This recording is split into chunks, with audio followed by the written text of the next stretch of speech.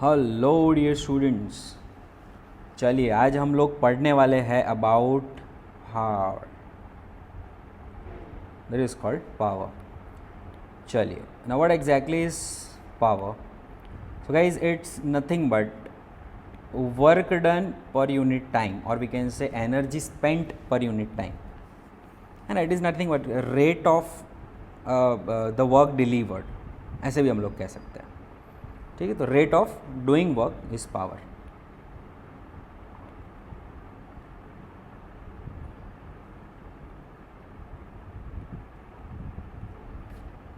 चलो इसका physical significance समझते हैं। इसका बच्चों जो फॉर्मूला है वो है power is equals to energy per unit time, energy spent per unit time और work done per unit time, दोनों तरीके से हम इसको कह सकते हैं। ठीक है, इसका यूनिट क्या होगा? Joule upon time second, that is called what. This is named after scientist James Watt. ठीक है, इंस्टंटेनियस एंड एवरेज पावर, तो एवरेज पावर का जो फॉर्मूला है और इंस्टंटेनियस पावर का जो फॉर्मूला है उस इंस्टेंट का,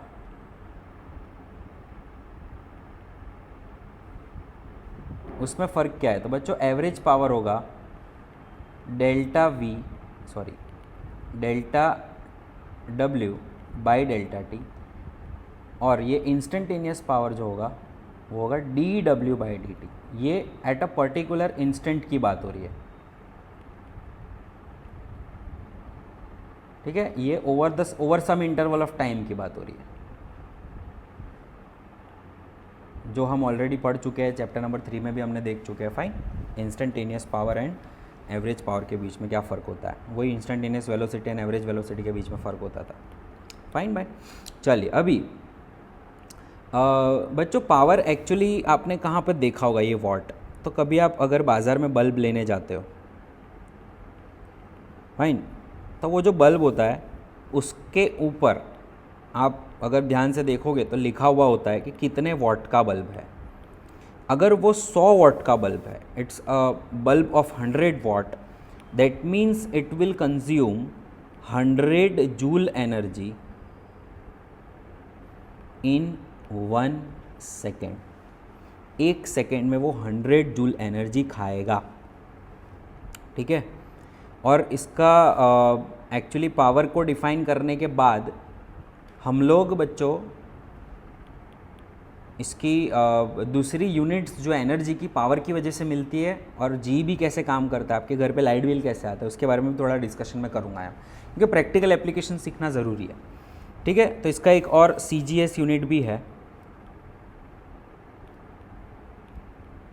अर्ग पर सेकेंड।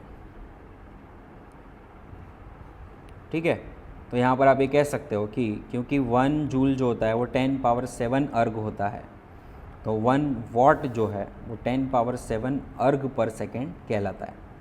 ठीक है, this is conversion from MKS और we can say SI to CGS। Fine, ये कन्वर्जन देख लिया हमने। डायमेंशनल फार्मूला पूरे गांव को पता है, कौन सा है? Power is equals to energy upon time, तो हम ये कह सकते हैं कि M1 L2 T minus 2 upon T1, that is equals to M1 L2 T minus 3। Fine, चलिए, तो हमें इसके बारे में इतना पता चला। नाउ गाइज, सपोज आपके घर पे, चलो आपके घर से पहले नहीं, पहले मैं आपको समझा देता हूँ what is kilowatt our.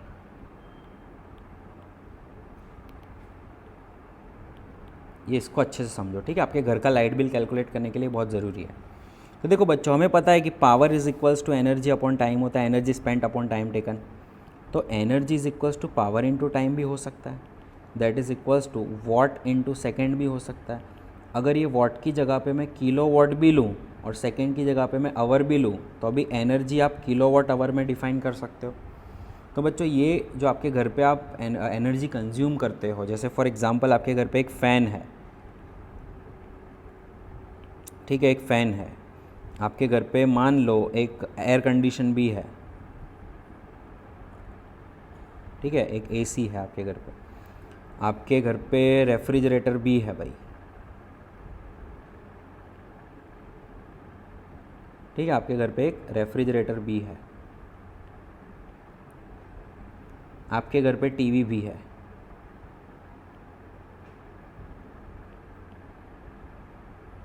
ठीक है, टेलीविज़न, और दूसरा आपके घर पे एक मिक्सी भी है, ठीक है, मिक्सर मशीन भी है,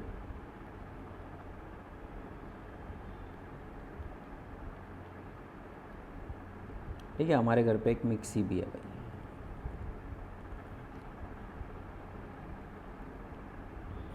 ठीक है। तो इन सब का कुछ ना कुछ रेटिंग होता है बच्चों। आज घर पे जाके आप देखना, एयर कंडीशन का मैं आपको जनरली बता देता हूँ, 1000 वॉट होता है, सबसे ज़्यादा बिल आता है अगर आप इसको बहुत ज़्यादा चलाओगे तो। फ़ैन जो है मान लो 100 वॉट का है, अभी तो बहुत लो एफिशिएंट फ़ैन भी आते हैं, 75 वॉट के भी आते हैं। फ्रिज का मान के चलते हैं 500 वॉट कंजम्पशन है मान लो। टेलीविज़न का मान के चलते हैं 100, मिक्सी का मान के चलो 200, ठीक है। ये मैंने रैंडमली बताया, ठीक है, असल वैल्यूज़ जो है उसके आसपास ही होगी, बहुत ज़्यादा दूर नहीं होगी, ठीक है। तो बच्चों यहाँ पर आपका घर का टोटल लोड कितना हो गया, तो इसका मतलब ये कि आपका पंखा जब चलेगा तो 1 सेकेंड में 100 जूल एनर्जी खाएगा, एसी चलेगा तो 1000 जूल एनर्जी खाएगा, फ्रिज चलेगा तो 500 जूल एनर्जी खाएगा, टीवी चलेगा तो 100 जूल एनर्जी खाएगा, मिक्सी चलेगा तो 200 जूल एनर्जी खाएगा। 1 सेकेंड की बात कर रहा हूँ, वॉट मतलब क्या, जूल पर सेकेंड। टोटल लोड आपका है 100 प्लस 1000 प्लस 500 प्लस 100 प्लस 200, ठीक है। या तो एक काम करते हैं, इसको थोड़ा राउंड फिगर कर देते हैं। आपकी टीवी भी पुराने ज़माने की है, मान लो ये भी 200 खा रही है, मैं यहाँ पे 2000 कर देता हूँ, ठीक है। मैं थोड़ा राउंड फिगर कर रहा हूँ, 200 है, तो टोटल कितना हो गया आपका यहाँ पर 2000 what is installed capacity at your home, ठीक है। मान लो आप ये सारी चीज़ें 2 घंटे चलाते हो, कितना चलाया आपने, या 1 घंटा चलाया, सारी चीज़ें एक साथ 1 घंटा चल रही है। If everything runs for 1 hour, then your energy consumption ना, energy is equals to power into time. तो 200 वॉट चल रहा है पावर आपका, कितने टाइम में, 1 आवर। तो इसको मैं कह सकता हूँ कि 2000 watt hour is the energy consumed by your appliances, या हम कह सकते हैं 2 kilo watt hour is the energy consumed by your appliances. Guys, if 1 kilowatt hour charges you 10 rupees, then your light bill for this 1 hour will be equals to 2 times 10 rupees, that is equals to 20 rupees। मतलब आपने 20 रुपये की बिजली खर्च की। अब बच्चों ये जो यूनिट्स होता है, ये यूनिट, ये इसे 1 यूनिट कहते हैं। 1 किलोवाट आवर को 1 यूनिट बिजली जलाए, ऐसा कह सकते हैं हम। तो यहाँ पर बच्चों है ना, जो 10 रुपये है, वो कॉस्ट जो है वो वेरिएशन करता है। जैसे फॉर एग्जांपल गांव में है तो कम रहता है, 7 रुपये रहता है, 5 रुपये रहता है। सिटी में 10 रुपये रहता है, 15 रुपये होता है, कमर्शियल में 20 रुपये तक का होता है। तो जैसे जैसे आप कंज्यूमशन हाई करते हो आपका रेट बढ़ता जाता है, ठीक है। इसलिए ऐसा होता है कि जब मंथ के एंड, जब लाइट बिल आने वाला होता है, उसके पहले ऑलवेज़ कम बिजली खर्च करने की, क्योंकि वहाँ पे सबसे ज़्यादा यूनिट्स आपके जल रहे होते हैं, ठीक है। तो ये सारी चीज़ें हैं, since I did much work in this electrical line field, हम लोग ने बहुत एक्सपेरिमेंट्स किए during our engineering.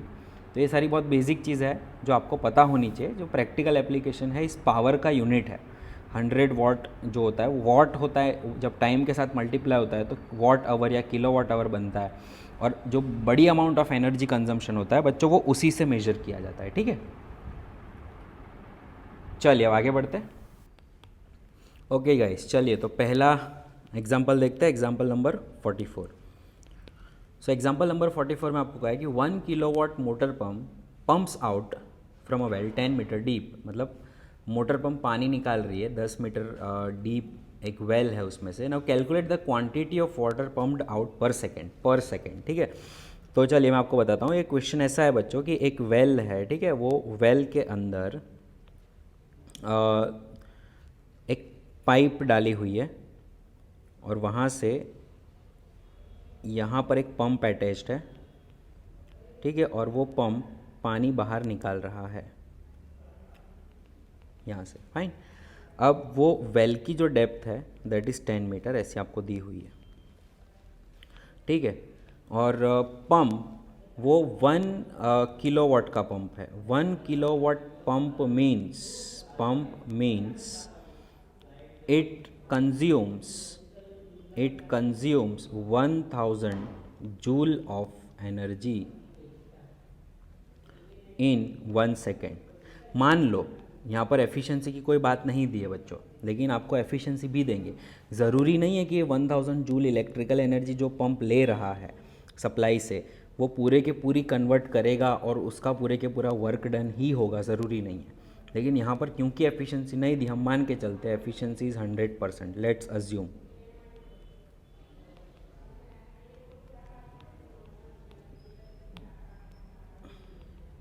This is a sign of efficiency, and efficiency का फॉर्मूला है आउटपुट एनर्जी और output power upon input power, output energy upon input energy, ठीक है। तो पंप की जो इनपुट एनर्जी है वो इलेक्ट्रिकल एनर्जी, और आउटपुट में क्या कर रहा है, वो आउटपुट में पानी का mgh बढ़ा रहा है, ठीक है। तो यहाँ पर आउटपुट में पंप का आउटपुट जो होता है वो है mgh। इनपुट जो है वो फिक्स है, इलेक्ट्रिसिटी वो कितनी ले रहा है 1000 जूल। अगर मान लो if all of this energy is utilized in increasing the potential energy of water, मान लो कि पानी की पोटेंशियल एनर्जी इंक्रीज करने के लिए सारा का सारा जो 1000 जूल है वो यूज़ हो गया, तो हम ये कह सकते हैं कि भाई 1000 joule is equals to mgh। तो आपको बच्चों m मिलेगा 1000 by GH, that is equals to 1000 by 10 into 10, that is equals to 10 kg of water वो बाहर निकाल पाएगा, उससे ज़्यादा नहीं निकाल पाएगा। यहाँ पर आप अगर 9.8 टू बी वेरी प्रिसाइज लेते हो तो सम 10.204 जो मॉड्यूल का आपका आंसर है वो आ जाएगा, ठीक है। तो बहुत ही अच्छा सा क्वेश्चन था ये भी, क्वेश्चन नंबर 44। और उससे भी बढ़िया है क्वेश्चन नंबर 45। चलिए इसमें सीखते हैं क्या कहना चाह रहा है। Question number 45 is your NCERT 6.21 question, same है, ठीक है। तो चलिए इसको समझते हैं बच्चों। So the question is the blades of wind mill sweeps out a circle of area A. मान लो कि एक जो विंड मिल है, ठीक है, उसकी जो पंख है, विंडमिल की जो विंग्स है ये, ठीक है, वो ए जितना एरिया स्वीप कर रही है। मतलब ये जो एरिया है वो कितना है, जब वो चलती है तो ए जितना एरिया स्वीप करती है, ऐसा मान के चलो, एरिया ए है आपका, ठीक है। First, if the wind flow at a velocity v perpendicular to the circle, what is the mass of the air passes through in time t। अब आपको ये कह रहे हैं कि अगर विंड इस तरह से आ रही है with the velocity of v, तो टाइम t में क्या होगा बच्चों, टाइम t में क्या होगा, विंड अंदर एंटर होगी और कुछ जगह तक पहुंचेगी t टाइम में, ठीक है। मान लो कि इतनी सारी विंड यहाँ तक आती है, इतना डिस्टेंस कवर करती है वो टाइम t में। अब विंड ने जो टाइम t में डिस्टेंस कवर किया तो ये लेंथ आपको मिल जाएगी, velocity into time. v velocity से आ रही है वो दे दिया है, t टाइम है वो दे दिया है, ठीक है। तो बच्चों ये जो आपको शेप दिख रहा है, ये जो आपको शेप दिख रहा है वो सिलिंड्रिकल शेप होगा जिसमें सारी हवा है। ध्यान से समझना बच्चों, इसको बहुत अच्छे से समझना। ऐसा कुछ एक सिलेंडर जैसा शेप दिख रहा है ये, है ना, जिसमें सारी हवा पास हुई, मतलब हवा ऐसे एंटर हुई और यहाँ तक पहुँची, तब तक कितनी हवा गई होगी? तो ये पूरे सिलेंडर के अंदर जितनी हवा आ सकती है उतनी गई होगी, यस और नो, है ना? तो इसमें हो क्या रहा है बच्चों, देखो मैं आपको सिंपल लाइन से बता देता हूँ। ये सपोज ये एयर है, ये एयर जैसे अंदर एंटर हो रही है, ठीक है, एंटर होनी स्टार्ट हुई और टी टाइम तक यहाँ पहुँची, तो ये इतनी जो सिलेंडर के अंदर जो आ रही है, इस सिलेंडर के अंदर जो आ रही है उतनी हवा हमें देखनी है, ठीक है। यहाँ पे एंटर हुई, यहाँ तक पहुँची, फाइन। तो वो कितनी होगी, चलिए हम देखते हैं वो कितनी होगी। So the air volume inside cylinder is equals to area into length, volume find किया मैंने, तो area into velocity into time, this is volume. And since density of air is equals to mass of air in upon volume, तो mass of air is equals to density of air into volume, that is density of air into area into velocity into time, ठीक है। आ गया आपका answer, है ना। Mass of air passing through in time T is A V into rho into T. Now next question बच्चों इसी में आपको पूछा है, what is the kinetic energy of air. तो काइनेटिक एनर्जी ऑफ एयर मतलब हाफ एम वी स्क्वायर, खत्म। That is equals to half into rho A into area into velocity और time into V square, that is equals to half into rho A T V cube, this is kinetic energy, rho A T V cube. अब आपको third question में बच्चों ये पूछा है, अगर assume that windmill converts 25% of wind energy into electrical energy, मतलब efficiency of windmill given, efficiency of windmill दे दी है कितनी, 25%। अब बच्चों यहाँ पे ज़रूरी नहीं है कि हर, जैसे ये यहाँ पे हमने 100% एफिशिएंसी ली थी, कभी प्रैक्टिकली पॉसिबल नहीं है, क्योंकि कभी क्या होता है पंप चल रहा है तो उसके अंदर भी फ्रिक्शन के अंदर एनर्जी लॉस होगी, होगी कि नहीं होगी, 100% होगी। इलेक्ट्रिकल वायर होता है इसके अंदर, तो वायर के अंदर जब करंट फ्लो होता है तो उसके अंदर भी हीट एनर्जी प्रोड्यूस होती है, तो वहाँ भी गर्मी प्रोड्यूस होगी। तो होगा क्या कि 1000 जूल में से कुछ तो लॉस में चला ही जाएगा और आपको बचेगा कुछ ही। लेकिन यहाँ पे हमने 100% एफिशिएंसी लेके चले थे, लेकिन यहाँ पे थोड़ा प्रैक्टिकल एप्लीकेशन बता रहे कि मानो सिर्फ 25% ही एनर्जी मिल रही है, तो यहाँ पर विंड मिल जो है आपका पूरा, वो आपको इलेक्ट्रिसिटी कितनी दे रहा है, सिर्फ 25% ऑफ इलेक्ट्रिसिटी दे रहा है वो। तो हम ये कह सकते हैं कि efficiency is equals to 25%, that is equals to 25/100, that is equals to 0.25 या तो 1/4 and that is equals to output energy upon input energy, and that is equals to output energy is electrical energy upon kinetic energy of wind, जो wind energy है, fine. तो हमें electrical energy चाहिए, तो electrical energy is equals to 1/4 into kinetic energy of wind. Kinetic energy of wind क्या थी, हमने ऊपर ही फॉर्मूला फाइंड किया, half rho A T V cube, half rho A T V cube which is equals to rho A T V cube by 8, है ना। अब सारी वैल्यू पुट करेंगे, आपको दे दिया है रो कितना है 1.2 kg पर मीटर क्यूब, एरिया आपको दे दिया 30 मीटर स्क्वायर, वेलोसिटी आपको दे दिया 36 kilometre per hour which is equals to 36 into 5/18 which is equals to 10 metre per second, ठीक है। इतनी चीज़ें आपको दे दी है, सारी वैल्यूज़ पुट करो, तो 1.2 इंटू 30 इंटू टाइम, तो 1 सेकेंड ही होगा, पर सेकेंड ही निकालनी है ऑलवेज, एनर्जी पर सेकेंड ही निकालते ऑलवेज। वेलोसिटी आपको 10 का क्यूब, तो 10⁻³ है ना। तो यहाँ पर एक काम कर सकते हैं, 1.2 को मैं 12/10 लिख सकता हूँ, 10 से यहाँ पर एक स्क्वायर हो जाएगा, 4 2 ज़ा 8, 4 3 ज़ा 12, 90/2 into 10⁻², that is equals to 45 into 10⁻² joule, that is equals to 4500 joule, that is equals to 4.5 joule, 4.5 kilojoule energy per second मिलती है, that is equals to 4.5 kilowatt power आपको मिलता है, ऐसा आप कह सकते हो, है ना। पर सेकेंड आपको इतना, मतलब आपको इतना पावर मिलता है। मतलब यहाँ पर हम ये भी कह सकते हैं, देखो ये जो टाइम है, ठीक है, ये टाइम को अगर हमने यहीं रख दिया तो इलेक्ट्रिकल एनर्जी हो गई। अब कुछ नहीं करना, जो इस टाइम को हम यहाँ पर नीचे लेकर जाते हैं तो इलेक्ट्रिकल एनर्जी अपॉन टाइम क्या हो जाएगा, इलेक्ट्रिकल पावर हो जाएगा, है ना। तो ये आपको जो मिलेगा वो क्या मिलेगा, इलेक्ट्रिकल पावर। तो फिर आप जूल की बजाय क्या लिख सकते हो, वॉट लिख सकते हो, है ना।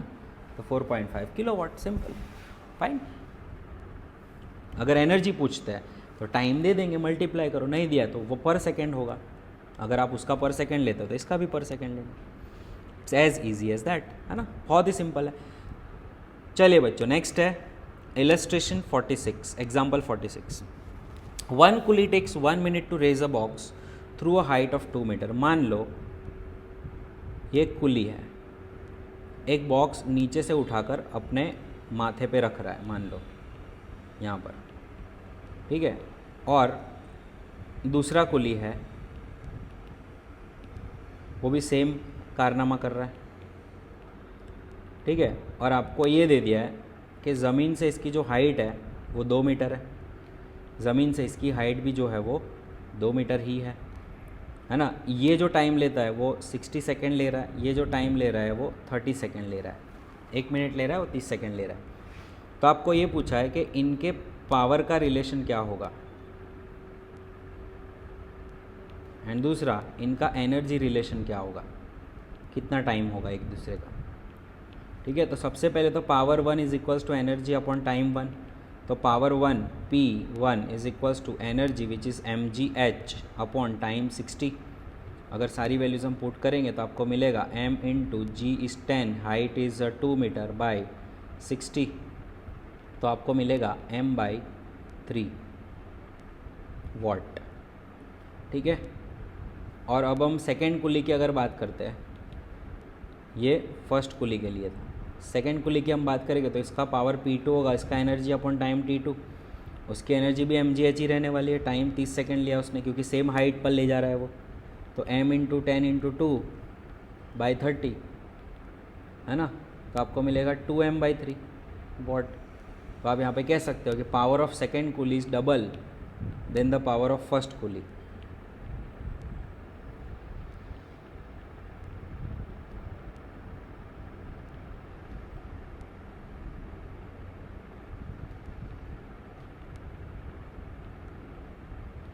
मतलब P2 is equals to 2P1 कह सकते हैं easily.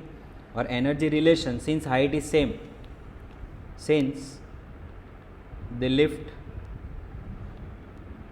Box to the same height,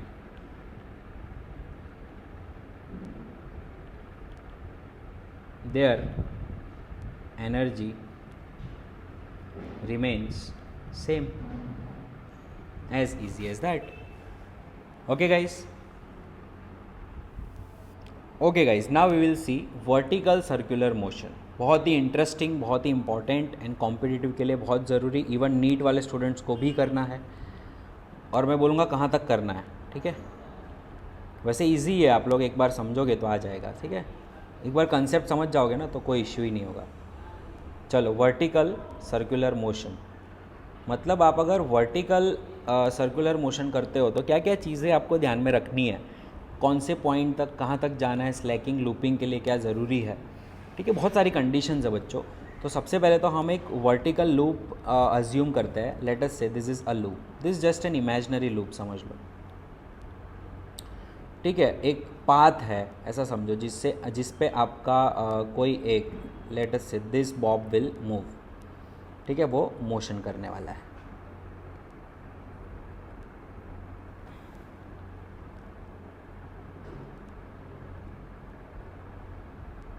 तो मैं ये पॉइंट ए की बात करने वाला हूँ, मैं इस पॉइंट बी की बात करूँगा, मैं इस पॉइंट सी की बात करूँगा, ठीक है, ध्यान से समझना बेटा सब चीज़ को। फाइन, तो हम सबसे पहले करने वाले हैं कि जब वो इस पॉइंट पे है, बिटवीन ए एंड बी है, ठीक है, तो तब उस पर कौन से फोर्सेस लग रहे हैं और तब टेंशन इन द स्ट्रिंग कितना होगा, पहले हम वो समझेंगे। जब वो यहाँ पर है तो कौन कौन से फोर्सेस लग रहे हैं जब थीटा एंगल बना रहा है तो कौन कौन से फोर्सेस लग रहे हैं, टेंशन इन द स्ट्रिंग कितना होगा, वो सारी चीज़ें हम लोग देखेंगे। फाइन, एक ही minute, let me charge the Apple pencil. तो हम सबसे पहले इस पर FBD बनाते हैं। चलिए देखते हैं कौन कौन से फोर्सेस लग रहे होंगे। तो सबसे पहले तो क्योंकि वो घूम रहा है, मोशन कर रहा है ऐसे, है ना, तो मोशन करते वक्त ऑलवेज, क्योंकि उसके पास वेलोसिटी है, सेंट्रीपिटल या सेंट्रीफ्यूगल फोर्स कह सकते हैं, आउटवर्ड वाला जो है mv² लगेगा। लेट अस से दिस इज द रेडियस, ठीक है। और ऑब्वियसली यहाँ पर mg लगने वाला है ना, तो मुझे टेंशन एस्टिमेट करना है, तो मैं जो भी FBD लूँगा वो इस साइड लूँगा, और मेरा ये जो थीटा है तो ये भी थीटा होगा, और ये मेरा mg का कॉस कंपोनेंट होगा, mg कॉस थीटा, ठीक है। अब बच्चों यही मोशन को आप वापस डुप्लीकेट करके ऊपर साइड जब जा रहा होगा वो B2C पे होगा, तो क्या होने वाला होगा, चलिए देखते हैं। इसी को वापस अच्छे से देखते हैं कि जब ये यहाँ पर पहुँच जाएगा तो क्या होगा। लेट अस सी दिस, यहाँ पर पहुँच जाएगा तो क्या होगा, ठीक है।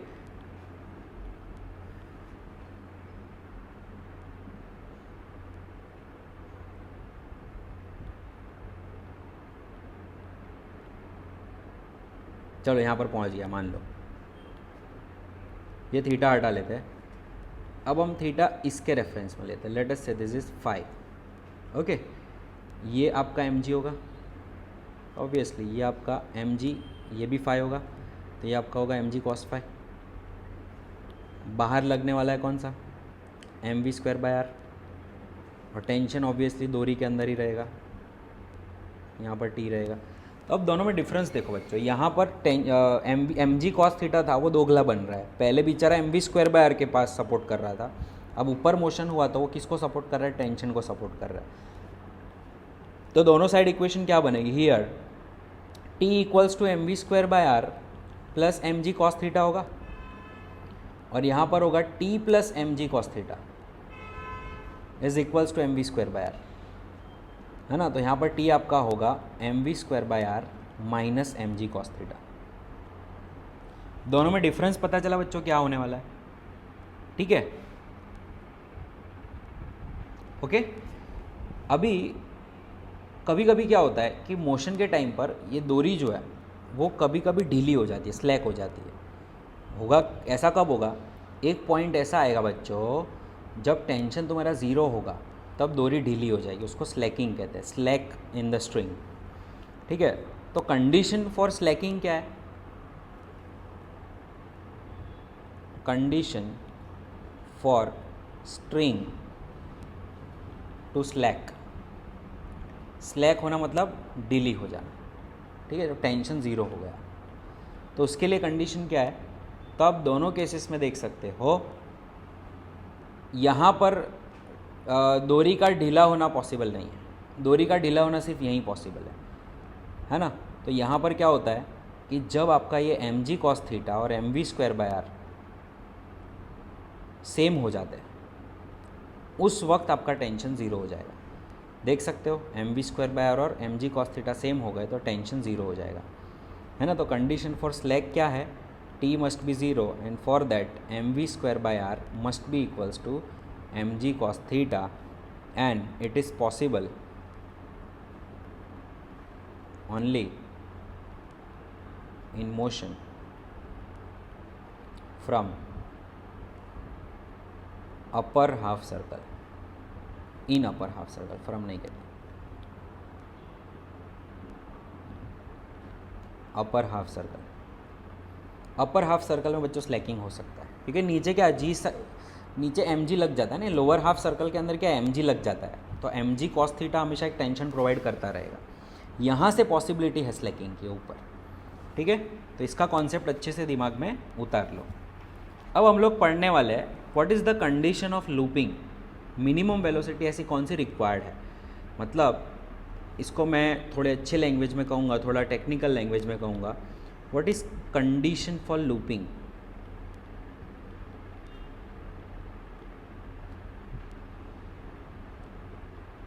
Sir what do you mean by looping. तो आपका ये जो सर्कल है, ठीक है बच्चों, वो सर्कल के अंदर आप देख सकते हो,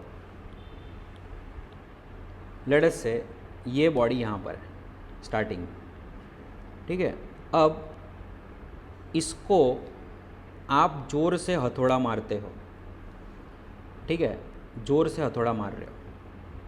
अब आप हथौड़ा मार के उसको वेलोसिटी दे रहे हो, लेट अस से इनिशियल वेलोसिटी v0 दे रहे हो, है ना। अब ये बच्चों जो v0 वेलोसिटी है, let us say its velocity according to your module हम लोग u यूज़ करते हैं, ठीक है। मैंने पहले ही कहा था आपको दो नोटेशन होते हैं, काफ़ी फॉरेन ऑथर्स v0 यूज़ करते हैं, काफ़ी इंडियन ऑथर्स u यूज़ करते हैं, ठीक है। आप US वगैरह की सारी बुक्स देखोगे तो उसमें v0 रहता है, NCERT में भी v0 यूज़ करते हैं, लेकिन काफ़ी मटेरियल मॉड्यूल्स के अंदर वो लोग u यूज़ कर रहे हैं। Since I am following the module, तो मैं उसके नोटेशन मॉड्यूल के ही फॉलो कर रहा हूँ, ताकि आप जब रेफ़र करो दोनों तो मैच होना चाहिए, ठीक है। तो चलिए, u आपका जो इनिशियल वेलोसिटी है, वो बच्चों इनिशियल वेलोसिटी को इतनी होनी चाहिए, ध्यान से समझना बेटा, इतनी होनी चाहिए कि ये लूप पूरा कंप्लीट करके रिटर्न आ जाए। This is condition of looping. ये कितनी वेलोसिटी होनी चाहिए, मिनिमम कितनी वेलोसिटी होनी चाहिए। तो थोड़ा इसको बहुत अच्छे से एनालाइज करके अगर हम सोचें तो ये ऊपर चला गया, सोचो ये ऊपर चला गया, मान लो आ गया ऊपर, यहाँ पर आ गया, मान लो ये यहाँ पर आ गया, ठीक है। इसके ऊपर इसके पास कुछ टेंशन होना ज़रूरी है। सर क्यों टेंशन होना ज़रूरी है? बेटा टेंशन नहीं होगा तो स्लैकिंग होकर नीचे गिर जाएगा, लूप नहीं बनेगा। तो यहाँ पर कुछ mv² होना भी ज़रूरी है, ठीक है। अब सर टेंशन कितना होना चाहिए? तो मैं कहूँगा सर टेंशन तो मुझे 0 ही चाहिए। तो फिर सर आप कह रहे हो टेंशन होना चाहिए, टेंशन एक्चुअली नहीं होना चाहिए, होना क्या चाहिए, ये जो उसका वज़न है mg, उसको खाली बैलेंस कर ले। मेरे को टेंशन नहीं चाहिए, डोरी का खिंचाव नहीं चाहिए, भले डोरी ढीली रहेगी कोई प्रॉब्लम नहीं, ठीक है, लेकिन एटलीस्ट ये mg जो है जिसको मैं नहीं हटा सकता हूँ, बेटा उसको तो बैलेंस कर लेना, उतना मेरे को mv² चाहिए। मुझे ज़्यादा mv² नहीं मांगता है। तो एक इक्वेशन आपको ये मिलेगी कि एटलीस्ट mv² इतना होना चाहिए कि mg को बैलेंस कर ले, तो वेलोसिटी rg जितनी होनी चाहिए, √rg जितनी। कहाँ पर? ऊपर पहुँचो तो यहाँ की जो वेलोसिटी है v, वो rg जितनी होनी चाहिए। तो मैं ऐसा कह सकता हूँ पे काइनेटिक एनर्जी है। तो यहाँ पर आप जब इसको हथौड़ा मारते हो, उसको काइनेटिक एनर्जी देते हो u, तो इनिशियल काइनेटिक एनर्जी आप कितनी दे रहे हो? हाफ m(u²) दे रहे हो। अब हाफ m(u²) का काम क्या है? एक तो पोटेंशियल एनर्जी बढ़ा के इतनी ले जानी है, इतनी हाइट बढ़ानी है, 2r जितनी हाइट। कितनी हाइट बढ़ानी है उसको? 2r जितनी हाइट बढ़ानी है, प्लस इसको काइनेटिक एनर्जी भी चाहिए। तो हाफ m(u²) का काम दो जगह पे होगा, एक तो 2r mgh मतलब mg इंटू 2r होगा, प्लस हाफ mv² होगा। Now putting v² equals to rg, तो आप ये कह सकते हो बच्चों, half mu² is equals to m into 2rg plus half m into rg। m सारा कैंसिल होगा, u² इज इक्वल्स टू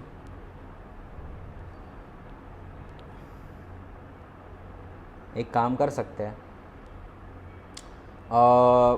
यहाँ पर मल्टीप्लाई बाई 2 डिवाइड बाई 2 कर दूँ? सर उससे क्या होगा? बड़ा उससे ही कैंसिल हो जाएंगे सारे, है ना। तो आप ये कह सकते हो that is equals to 4rg plus rg, u² is equals to 5rg, u is equals to √5gr। NEET में भी पूछा था ये क्वेश्चन।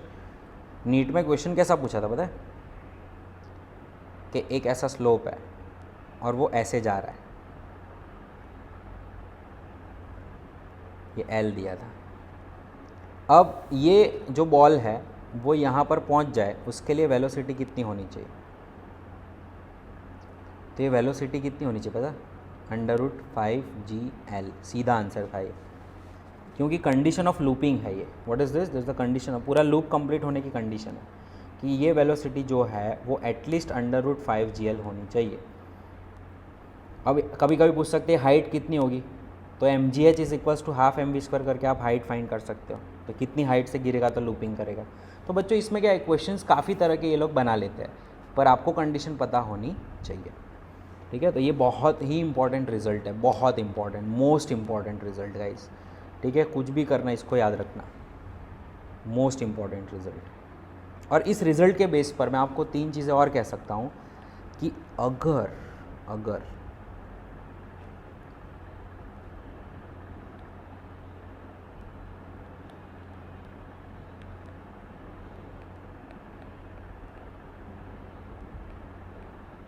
अगर यहाँ से जा रहा है वो यहाँ पर आ रहा है और लास्ट में यहाँ पर आ रहा है, ठीक है, तो समझो यहाँ की जो बच्चों वेलोसिटी है v, लेट अस से u इनिशियल वेलोसिटी, वो √5gr जितनी होगी, where r is the radius. यहाँ की जो वेलोसिटी है, this is a, this is b, let us say vb, वो √3gr जितनी होगी, और ये vc जो होगी वो √gr जितनी होगी, ठीक है। अब इसमें कोई रॉकेट साइंस नहीं है, ये तो हमने प्रूव कर लिया, ये भी हमने प्रूव कर लिया। सर इसको कैसे प्रूव करेंगे, ठीक है। तो इसको प्रूव करने के लिए मुझे कोई इतना वो है नहीं, मतलब √12m² इज इक्वल्स टू, मुझे क्या करना है, यहाँ से ये हाइट कितनी हुई, सिर्फ r, तो mgr प्लस ½ कर लिया। Law of conservation of energy, जितनी काइनेटिक एनर्जी दी थी वसूल हो गई पूरी, इतनी पोटेंशियल एनर्जी बढ़ाई और इतनी काइनेटिक एनर्जी और बचेगी, तो ½ 5gr is equals to mgr plus ½ vb²। ये 2 × 2 डिवाइड कर दूँ तो सब 2 कैंसिल हो जाएंगे यहाँ पे, है ना, और m भी कैंसिल कर सकता हूँ। 5gr minus 2gr is equals to vb², तो vb इक्वल्स टू क्या होगा, √3gr होगा। आ गया कि नहीं। तो ये 3 चीज़ें याद रखना कि जब लूपिंग की कंडीशन के अंदर जब यहाँ पर √5gr होता है तो यहाँ पर √3gr होता है और यहाँ पर √gr होता है। डन बेटा, easy, very simple, very easy to understand, fine. तो ये हमारी बात होगी। अब नेक्स्ट है क्या सर जी, अब ए पर टेंशन कितना होगा, कैसे फाइंड करें। तो देखो यहाँ पर टेंशन कितना होगा सर उस सिचुएशन में, तो देखो उस सिचुएशन के अंदर अगर आपको टेंशन फाइंड करना है ए पर कितना होगा, तो टेंशन एट ए कैसे दोगे।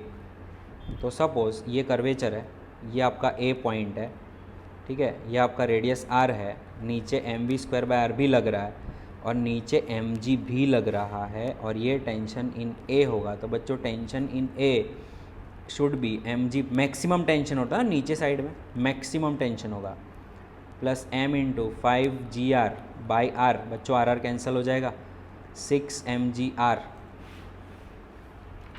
है ना, that is equals to tension, अरे सॉरी आएगा 6 mgr, 6 mg will be equals to the required tension at point, lower most point पे मैक्सिमम टेंशन होता है, this is the maximum tension.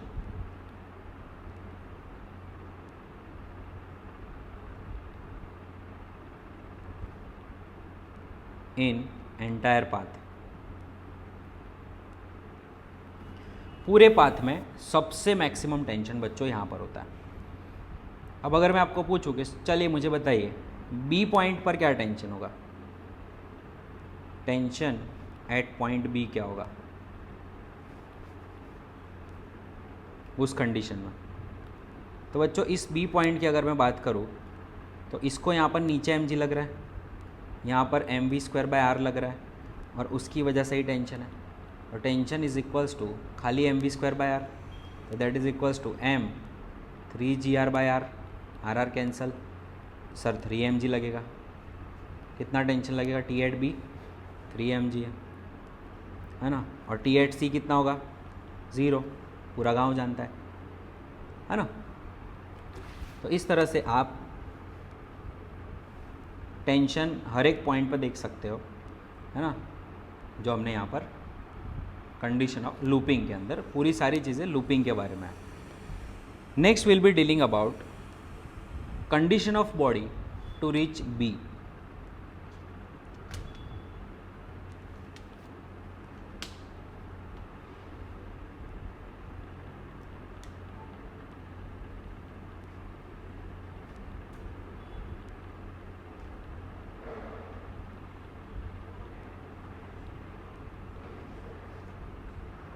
चलिए लेट अस अंडरस्टैंड कि ऐसी कौन सी कंडीशन है जिसमें बॉडी बी तक पहुंच सकती है, क्या ज़रूरी सिचुएशंस है to just reach at B. Let us understand it in detail.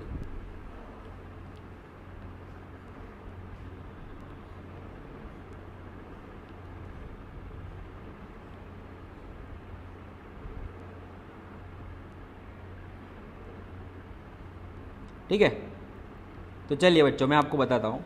देखो बी पर एटलीस्ट पहुँच जाए, बी पर एटलीस्ट पहुँच जाए, भले उसकी वेलोसिटी यहाँ पे ज़ीरो हो जाती है, कोई प्रॉब्लम नहीं, सिर्फ बी पर पहुँचेगा. तो उसके लिए यहाँ पर वेलोसिटी कितनी होनी चाहिए, वो हमें कंडीशन है. तो देखो law of conservation of energy क्या करेंगे, चलो मान लिया आपने यू का धक्का मारा यहाँ पे, मतलब आपने हाफ एम यू स्क्वायर दिया, वो पूरा के पूरा सिर्फ इतनी हाइट बढ़ाने में यूज़ हो गया, इतनी हाइट इतने ऊपर जाने में यूज़ हो गया. अब that must be equals to M G R. ख़त्म, M M cancel, U square equal to 2 GR. तो यू आपका √2 GR होना चाहिए एटलीस्ट, है ना. तो ये एटलीस्ट वाली वैल्यू है, ये एटलीस्ट इतना तो होना चाहिए. ठीक है, अभी अगर इससे थोड़ा ज़्यादा होता है तो कुछ नहीं होगा, बॉडी यहाँ से यहाँ पे आएगी, और √5 GR हो जाए तो पूरा लूपिंग हो जाएगा. तो अगर √2 GR और √5 GR के बीच में होगा तो बॉडी आपकी बी और इसके बीच में यहाँ पर कहीं आएगी. ठीक है, यहाँ पर कहीं आएगी, है ना. इसको हम सी कह देते हैं, और इस पाथ को मैं कर देता हूँ highlight.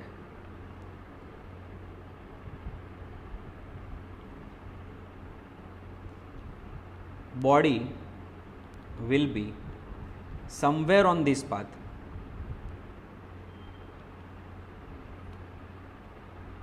if u is greater than √2 GR and less than √5 GR.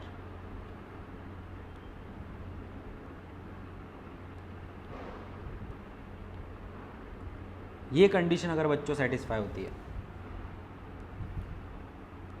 तो हम ये कह सकते हैं कि आपकी बॉडी कहीं ना कहीं बी और सी वाले पाथ पे होगी. इसको थोड़ा मैं अलग कलर कर देता हूँ ताकि आप डिफ्रेंशिएट कर पाओ इसको. ठीक है, इसको भी मैं वही कलर दे देता हूँ जो हमने पाथ को दिया है.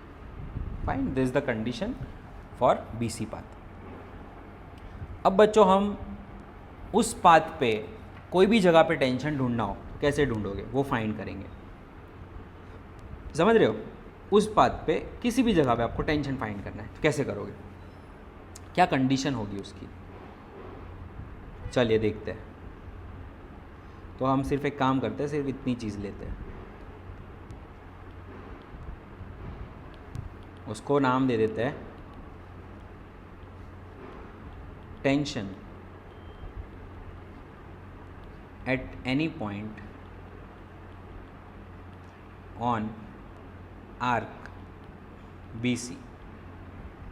ठीक है, चलिए अपने बॉल ले लेते हैं, आ गया. अब FBD ड्रॉ करेंगे इज्जत से,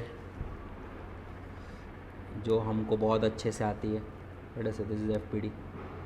ये आपका MG है, पूरे गांव को पता है.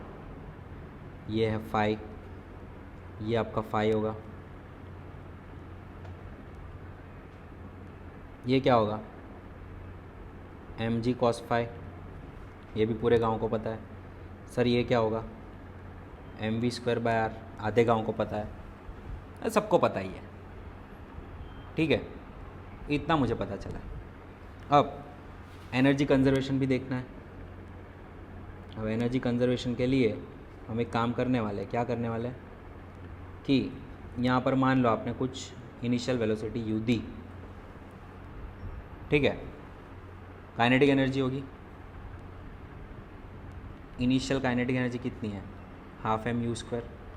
उसका यूज़ क्या हो रहा है, तो अब यहाँ पर बहुत ही स्ट्रेंज बात यह है कि यहाँ से इतनी हाइट पर ही आ रहा है, तो आपके लिए ये हाइट जानना ज़रूरी है। ये हाइट कितनी होगी, जो हमारे लिए बहुत आसान है क्योंकि हम तो मैथ्स में खां आदमी है ना। मैथ्स तो भाई अपना एकदम माशाल्लाह है। ये रेडियस आर होगा, ये भी रेडियस आर होगा। ये आर का कौन सा कंपोनेंट है, कह सकता हूँ आर कॉस फाई। टोटल कितना होगा, R plus R cos phi कह सकता हूँ। ये टोटल हाइट हुई। तो मेरी काइनेटिक एनर्जी का यूटिलाइजेशन क्या हुआ, और यहाँ पर इसके पास वेलोसिटी भी है, तो इसकी काइनेटिक एनर्जी अभी भी है। ठीक है, स्लैकिंग की कंडीशन नहीं ले रहा हूँ, टेंशन ज़ीरो है ऐसा मैं नहीं कह रहा हूँ, टेंशन है कुछ भी, वो फाइंड करना है मुझे, तो वहाँ पे वेलोसिटी भी होगी, ऑब्वियस सी बात है। तो फाइनल एनर्जीज जो हमारी काइनेटिक एनर्जी से मिली कौन सी थी, एक तो M G H plus half M V square and H is equals to R plus R cos phi. तो आपको मिलेगा M G R plus R cos phi plus half M V square. Now applying the condition conservation of energy, energy conservation principle, conservative forces है ना, तो energy conserve होगी। Half M U square जो था that must be equals to M G, R common निकालो, 1 plus cos phi plus half M V square. M M M उड़ा देता है, 2 से मल्टीप्लाई कर लेता है, 2 से डिवाइड कर देता है, 2 भी उड़ा देता है। तो यहाँ पर आपको मिलेगा U square is equals to 2gr into 1 plus cos five plus V square. और बच्चों मेरे लिए ये चीज़ इसीलिए इम्पॉर्टेंट है क्योंकि अगर मैं यहाँ पर टेंशन की बात करूँ, we are talking about tension, तो यहाँ पर टेंशन कितना होगा, तो M G plus sorry tension plus M G cos theta is equals to M V square by R. ये मैंने पहले ला के रख दिया। नाउ इक्विलिब्रियम की अगर हम बात करें तो इसके ऊपर बाहर लग रहा था M V square by R, अंदर लग रहा था tension plus M G cos phi. अब ये ना ही ऐसे जा रहा है ना ही ऐसे जा रहा है, मतलब ये इक्विलिब्रियम तो है ही, क्रिएट हो ही रहा है। तो इक्विलिब्रियम इक्वेशन हमारी बनेगी M V square by R is equals to T plus M G cos phi, yes और नो। अब वी स्क्वायर की वैल्यू जो आपकी आई, यहाँ से आपको वी स्क्वायर की वैल्यू मिल जाएगी U square minus 2gr into 1 plus cos phi. बच्चों इसकी वैल्यू रख दो तो टेंशन मिल जाएगा। एक मिनट रुको, टेंशन को सब्जेक्ट बना देते हैं, M V square by R minus M G cos phi that is equals to M into U square minus 2gr 1 plus cos phi upon R minus M G cos phi. अब आर को divide कर देंगे, एम को multiply कर देंगे, तो M U square by R minus M 2gr into 1 plus cos phi upon R minus M G cos phi is equals to tension. R से आर यहाँ पर कैंसिल होगा, तो M U square by R minus 2mg plus 2mg cos phi, sorry minus आएगा यहाँ पे, minus common है ना दोनों में, minus M G cos phi. Guys from this will be getting M U square by R minus 2mg minus 3mg cos phi. Sir यहाँ तक तो पता चल गया, और ये आ गया आपका टेंशन। इज्जत से एम कॉमन निकाल लो, U square by R minus इनसे भी कुछ कॉमन निकलेगा, एम जी कॉमन निकलेगा 2 प्लस 3 कॉस फाई, निकाल सकते हैं है ना, that is equals to your tension. ख़त्म, ठीक है। तो ये आपका एम यहाँ से भी निकाल सकते हो आप, है ना, कॉमन, पूरा कॉमन निकालिए एम, है ना। तो आपको ये इक्वेशन मिलती है जो आपके मॉड्यूल के अंदर थोड़ी कुछ इस तरह से दी हुई है। देखो मैं मॉड्यूल के फॉर्म में इसको ला के दिखाता हूँ आपको। M U square by R minus, अब यहाँ से 3 को बाहर निकालना है तो इसको डिवाइड बाई 3 करना पड़ेगा, तो 3g निकल गया, 2/3 प्लस कॉस फाई दिया है कि नहीं, ये आपके मॉड्यूल में ए फॉर्म दिया है। तो फॉर्म अलग अलग हो सकते हैं बच्चों, इक्वेशन की भावनाएं सेम रहेगी पूरी, ठीक है, इक्वेशन की भावनाएं सेम रहने वाली है।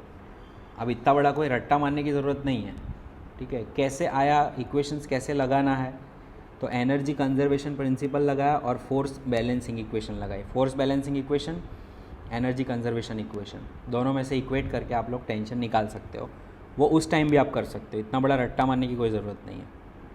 हाँ, लेकिन कभी कभी आपको एंगल पूछेंगे कि ऐसा एंगल जहाँ पर स्लैकिंग होगा, तो ड्यूरिंग स्लैकिंग क्या होगा, एंगल एट विच स्ट्रिंग स्लैक्स। अगर आपको पूछते हैं तो स्ट्रिंग स्लैकिंग के टाइम पे टेंशन ज़ीरो होगा, तो आप यहाँ पर कह सकते हो कि m(u²/r) minus 3g 2/3 plus cos phi is equals to 0, u²/r minus 3g into 2/3 minus 3g into cos phi is equals to 0, u²/r minus 2g is equals to 3g cos phi.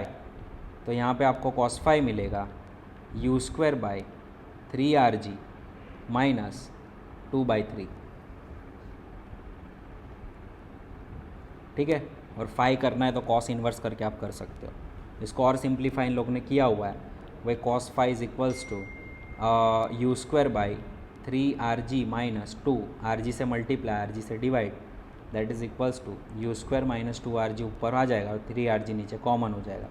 ये इक्वेशन भी आप याद रख सकते हो Slaking angle की, u² minus 2rg upon 3rg, u² minus 2rg upon 3rg,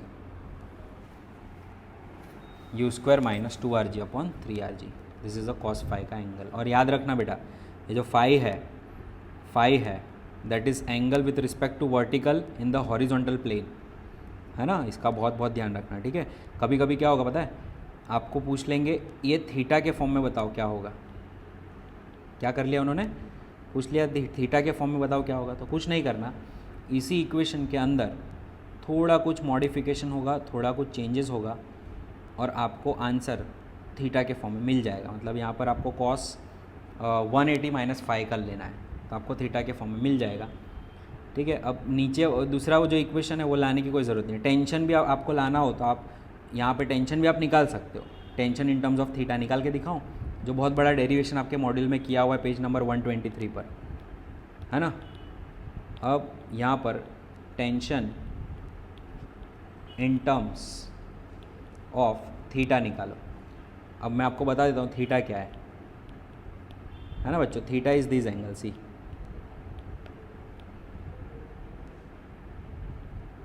अगर ये यहाँ पर है, ये यहाँ पर है, this is phi and this is theta, तो कुछ नहीं होगा बच्चों, t is equals to m(u²/r) minus 3g 2/3 plus cos 180 minus theta हो जाएगा। फाई आपका क्या हो जाएगा, 180 माइनस थीटा हो जाएगा। तो इसमें कोई बड़ी बात नहीं है, 180 minus theta is minus cos theta. तो m(u²/r) minus 3g 2/3 minus cos theta, और माइनस साइन अगर मैं बाहर निकाल लेता हूँ, ये वाली माइनस साइन अगर मैं बाहर निकाल लेता हूँ, तो u²/r plus 3g, minus sign मैंने बाहर निकाली प्लस 3g, तो ये कॉस थीटा यहाँ पे आ जाएगा और माइनस 2/3 ये हो जाएगा, ख़त्म। और यही आपके बुक में इक्वेशन 2 करके पेज नंबर 123 पे दिया हुआ है, थीटा के फॉर्म में आ गई इक्वेशन। क्या हुआ, सिर्फ यहाँ पर चेंज आया और यहाँ पर चेंज आया, देख लो, और इक्वेशन इंटरचेंज हो गई, मतलब ये दोनों इंटरचेंज हो गए और कुछ नहीं हुआ, बाकी पूरी इक्वेशन सेम रहने वाली है, ठीक है गाइज। ओके बेटा, डन, वेरी इजी, है ना। अब एक ग्राफ है टेंशन वर्सेस थीटा का ग्राफ, वो हमने अभी जस्ट ड्रॉ किया था, ग्राफ ऑफ जो हमने अभी फाइंड किया था, टेंशन वर्सेस थीटा।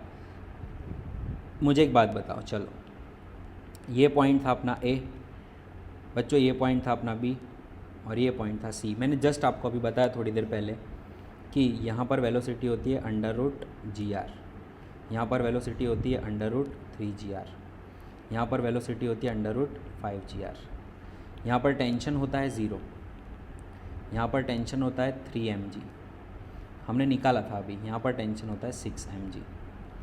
यहाँ पर एंगल कितना है थीटा, बताओ चलो। यहाँ पर theta equals to 0, theta equals to 90 degree and theta equals to 180 degree. ठीक है, अगर मैं कॉस थीटा की बात करूँ, ये हमें किसके फॉर्म में लिखना है, cos theta versus tension, cos theta versus tension. तो हमको पता है जब थीटा इक्वल्स टू 0 होगा, कॉस थीटा इक्वल टू 1 होगा और टेंशन इक्वल्स टू कितना होगा 6 mg। अब मुझे पता है थीटा इक्वल्स टू 90 डिग्री होगा, cos theta cos 90 is equals to 0 होगा और टेंशन आपका 3 mg होगा। Theta is equals to 180 degree जब होता है, cos theta is equals to -1 होता है और टेंशन आपका 0 होगा। तो यहाँ पर जब आप ग्राफ प्लॉट करोगे बच्चों, ठीक है, यहाँ पर अगर आप ग्राफ प्लॉट करोगे टेंशन वर्सेस कॉस थीटा, तो कॉस की एक वैल्यू -1 है, दूसरी वैल्यू कॉस थीटा की 1 है और तीसरी वैल्यू 0 है। यहाँ पर बच्चों 0 होता है टेंशन आपका, यहाँ पर 0 होता है, टेंशन धीरे धीरे बढ़ना स्टार्ट होता है, 3 mg होता है, 6 mg यहाँ पर हो जाता है। तो this graph is straight line, graph is straight line graph. वापस से समझाता हूँ, ये थीटा इक्वल्स टू जब 0 है, कॉस थीटा आपका 1 होगा, टेंशन आपका 6 mg होगा। Theta equals to 0, cos theta 1 है, टेंशन आपका 6 mg है। थीटा इक्वल्स टू 90 है, कॉस 0 है, टेंशन 3 mg है, टेंशन 3 mg आया, 0 पर 3 mg और -1 पे 0 है, -1 पे 0 है, ख़त्म, स्ट्रेट लाइन ग्राफ होगा। ठीक है, तो इसको आसानी से हम बच्चों इस तरह से देख सकते हैं, it's very easy to understand. Fine, okay students, चलिए अब मैं आपको कुछ एक चीज़ बताता हूँ। यहाँ पर एक यूके का एक लड़का है, उसने यहाँ पर बहुत बड़ा एक स्विंग बनाया है, ये 360 डिग्री स्विंग है। ठीक है, तो ये प्रैक्टिकल एप्लीकेशन है कि कौन सी वेलोसिटी ऐसी ज़रूरी है। हमें तो फिज़िक्स बहुत पहले से पता है, हम जब झूले करते थे तब से हमें पता है ना, स्विंग पर जब हम लोग झूले खाते थे तब से हमें पता है कैसे करना होता है। कोई स्टेप वैप नहीं लगा, कोई हार्नेस नहीं है, फिर भी 360 डिग्री ये टर्न लेगा। तो इज स्टार्टिंग इट्स मोशन, अभी ऑसिलेटरी मोशन है, देखो इसकी वेलोसिटी सफिशिएंट नहीं है, अभी तो ऑसिलेशन कर रहा है। ये ऑसिलेशन हुआ, ये ऑसिलेशन हुआ, अभी सफिशिएंट। देखो ये पॉइंट कैसा है, व्हाट वाज दिस पॉइंट, जब वो बी पॉइंट पे गया था, I will tell you. Okay चलो जान दे, अभी सी ये कौन सी कंडीशन है, अभी वो ठीक है, अभी वो इतना नहीं, अभी इसने क्या किया पता है, ये अपना जी जो है ना इसका mg, I can tell you, ये अपना, एक मिनट,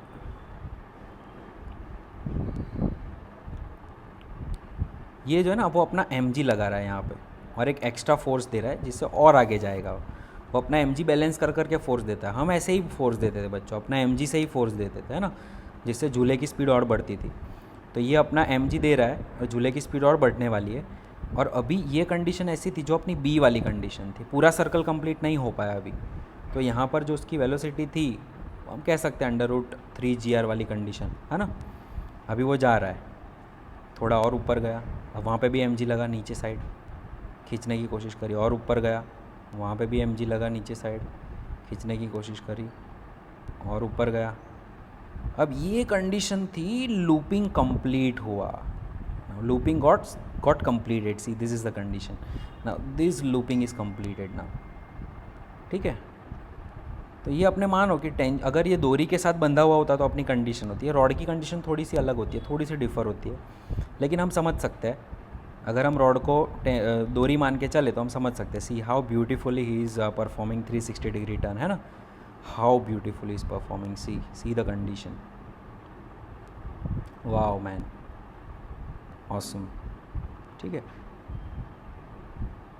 अब मेरा एक क्वेश्चन था, मेरा आप लोग को एक और क्वेश्चन था, होगा अगर यहाँ पर बीच रास्ते पे स्लैकिंग हो गया, यहाँ पर बीच रास्ते में टेंशन 0 हो गया, तो बच्चों जब यहाँ पर टेंशन 0 हो जाता है, व्हाट हैपन्स व्हेन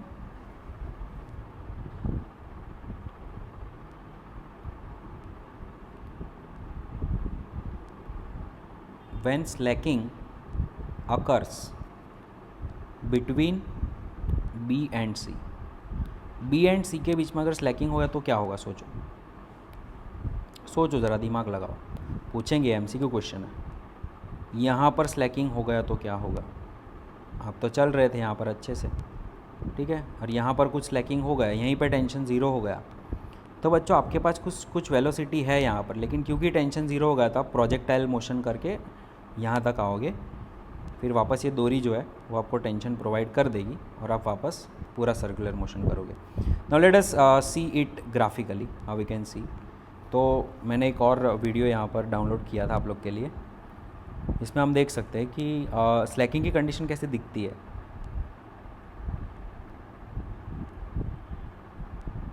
अरे यार,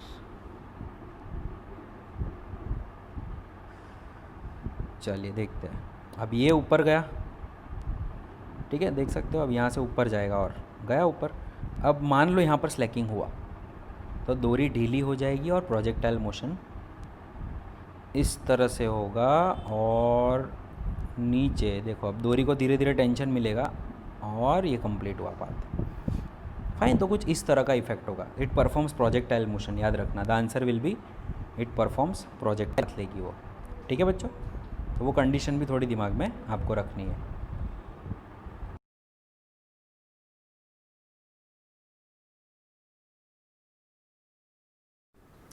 Okay guys, now let us understand vertical circular motion in different situation.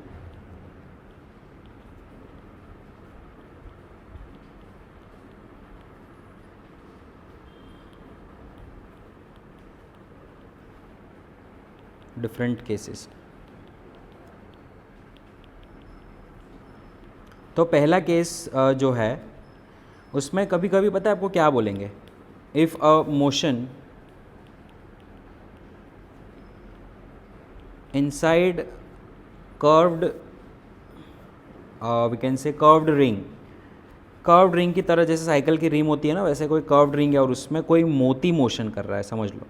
There is one we can say bead that is performing a motion. तो ये बीड जब ऐसे जाएगा, ऐसे घूमता है ना, ये ऐसे घूमता है, ऐसा नहीं, ज़रूरी नहीं है कि रिंग ही हो, it could be a sphere, है ना, बट अंदर से ऐसे कर्व्ड रिंग है तो ऐसे अंदर से ऐसे कर्व्ड होना चाहिए जो गिर ना जाए कोई चीज़ ऐसी, ठीक है। तो उसमें जो मोशन हो रहा है वो कैसे होगा? तो अगर ऐसे केस के अंदर बच्चों सिर्फ डिफरेंस क्या आएगा मैं आपको बता देता हूँ, what would be the difference. तो एफबीडी के अंदर सिर्फ एक ही डिफरेंस आएगा। वहाँ पर क्या था, जो आप टेंशन वाली जो बात देख रहे थे, है ना, उसमें क्या था मैं आपको बता देता हूँ। उसके अंदर एक्चुअली बॉडी मोशन कर रही थी with a support from a tension force, ये टेंशन फोर्स था। यहाँ पर बच्चों क्या होगा, there is no tension force acting, ठीक है। तो यहाँ पर कौन सा फोर्स लग रहा है? तो बच्चों आप यहाँ पे देख सकते हो, ये आपका mg cos थीटा लग रहा है और यहाँ पर आपको उसका नॉर्मल फोर्स लगता है। ऑब्वियस सी बात है,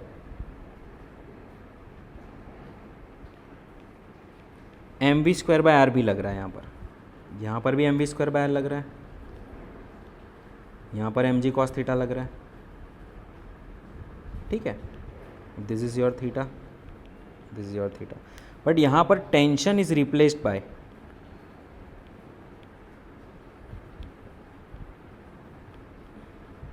normal force. Other all formulas and conditions will remain same,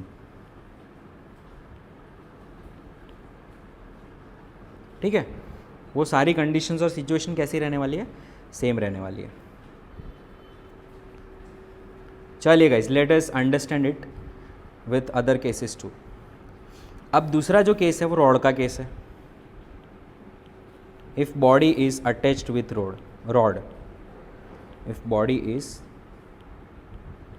attached with rod, समझो ये सर्कल है,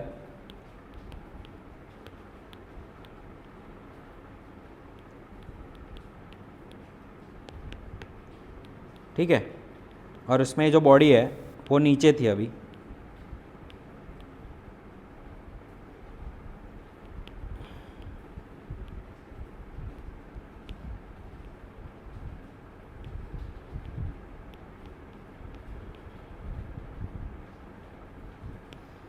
और ये रॉड है, समझ लो ये हमारा ऐसे रॉड था, ठीक है।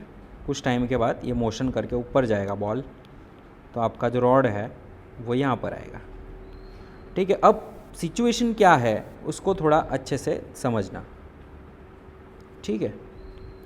क्या क्या चीज़ें चेंजेस होंगी, क्या क्या चेंजेस आपको देखने को मिलेंगे यहाँ पर, ये हिंज है, ठीक है।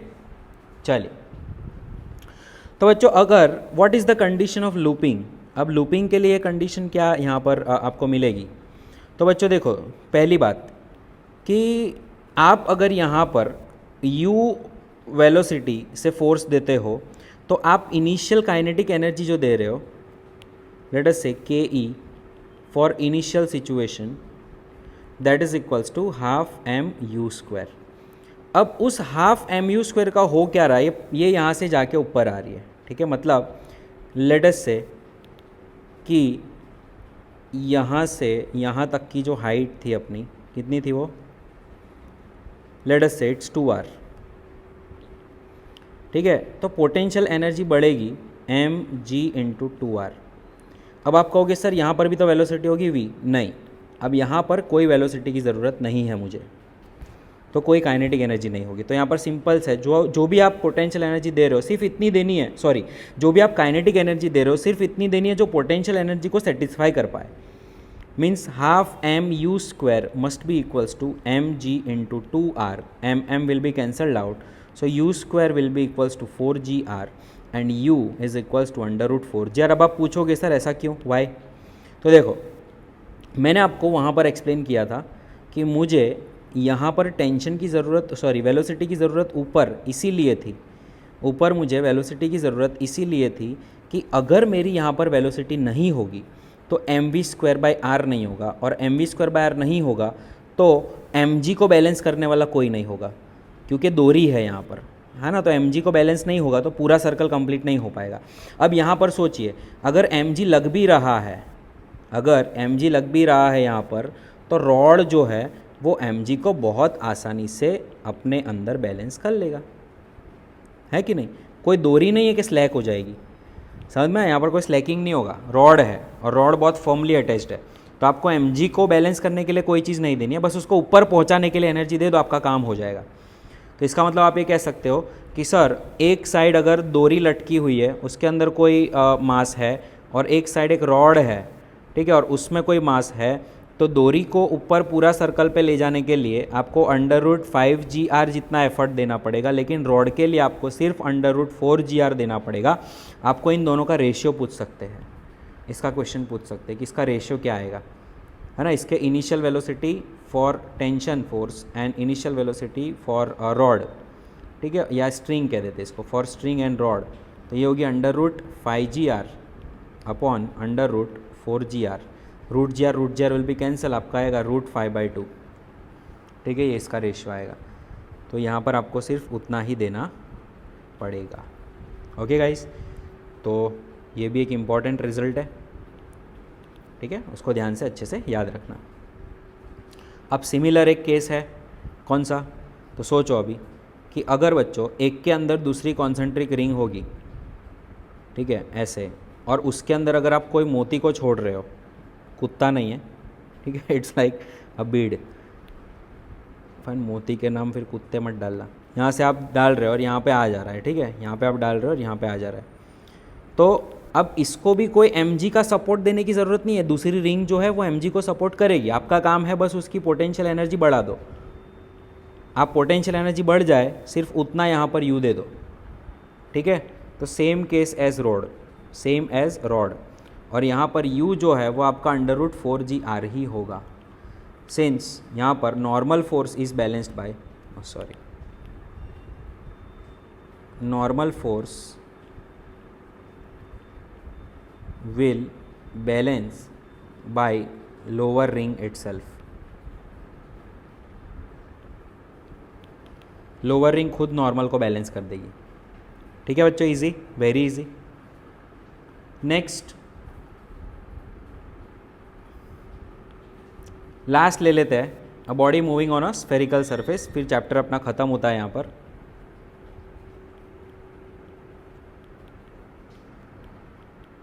फिर हम क्वेश्चंस बहुत अच्छे से देखेंगे और कोलिजन्स देखेंगे। ठीक है, कोलिजन्स को मैं अलग से पढ़ाऊँगा यहाँ पर, इसी में पढ़ा दूंगा पूरा। ठीक है, so don't worry at all about it. चलिए, body moving on a spherical surface, let us say कि एक स्फीयर है।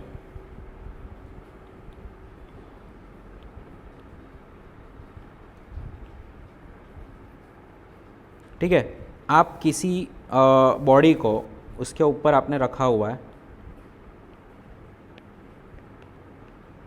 और यहाँ से आप ऐसे धक्का, वो बॉडी ऐसे जा रही है। ठीक है, अब वो बॉडी यहाँ से जा रही है और यहाँ से ऐसे गिर गई, और कौन सा पॉइंट ऐसा है जहाँ पे कांटेक्ट छूटेगा, क्या कंडीशन है, वो हमें फाइंड करनी है। ठीक है, लेट अस से दिस इज एंगल फाई। ठीक है, कौन कौन से फोर्सेस लगेंगे, इसको नीचे mg लगेगा, है ना।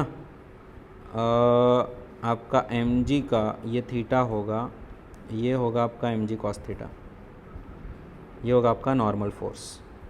ठीक है, और क्योंकि वो गोल घूम रहा है, यहाँ पर एक mv²/r भी होगा, तो mv²/r plus normal is equals to mg cos theta होगा।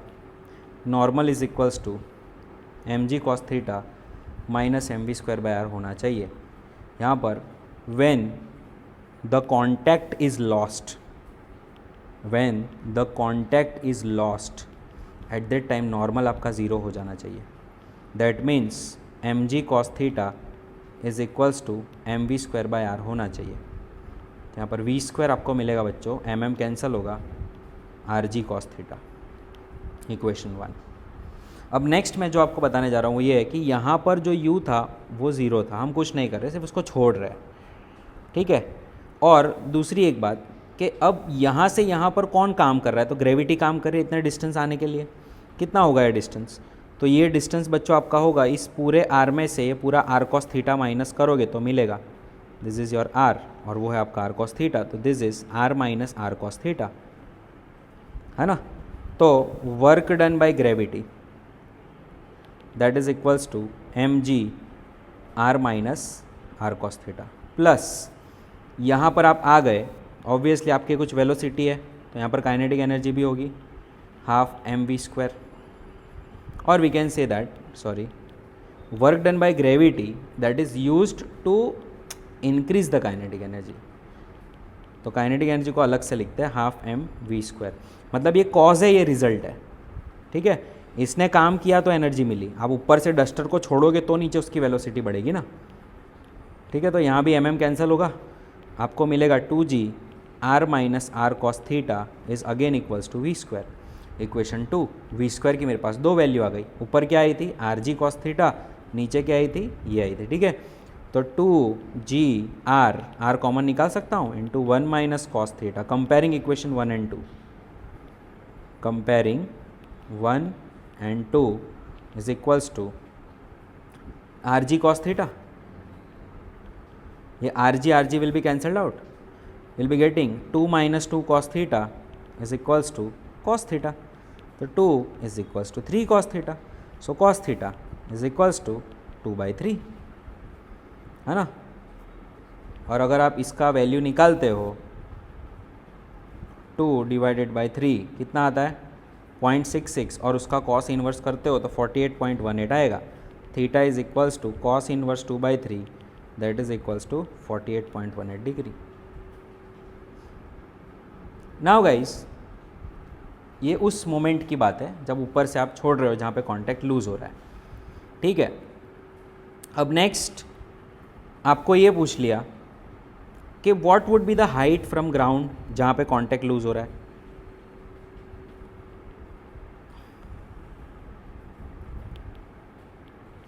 Height from ground where contact is lost. ठीक है, तो वो हाइट भी आप निकाल सकते हो बच्चों बहुत आराम से। क्या करना है, देखो ये r plus R cos theta है, ये इतना आपका क्या है r है, और इतना आपका क्या है r कॉस थीटा है, तो r plus R cos theta.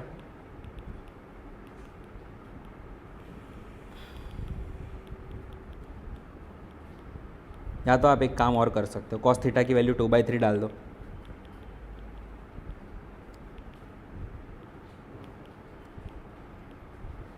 तो हाइट आपको मिल गई कितनी 5r/3। ईजी बेटा, वेरी इजी है ना। तो यहाँ पर आपका ये सर्कुलर मोशंस के सारे जो कॉन्सेप्ट्स है वो डन होते हैं। और बाकी सारे ऐसी चीज़ें हैं ना, जैसे छोटी छोटी चीज़ें हैं कि जो आपको अगर कॉन्सेप्ट्स पता है ना क्या करना है, फील कर रहे हो ना सारे फोर्सेस को, तो कैसे भी क्वेश्चंस निपटा सकते हो, है ना। ये भी आपको सब, अगर ये सारी चीज़ें आपको पता है कि किस तरह से FBD लगता है, किस तरह से सर्कुलर फोर्स में सेंट्रीपिटल फोर्स एक्ट करता है, तो आप आराम से ये सारे डेरिवेशन खुद कर सकते हो। It's very easy and I always want कि आप लोग खुद से करना एक बार डेरिवेशंस, ठीक है, मज़ा आएगा।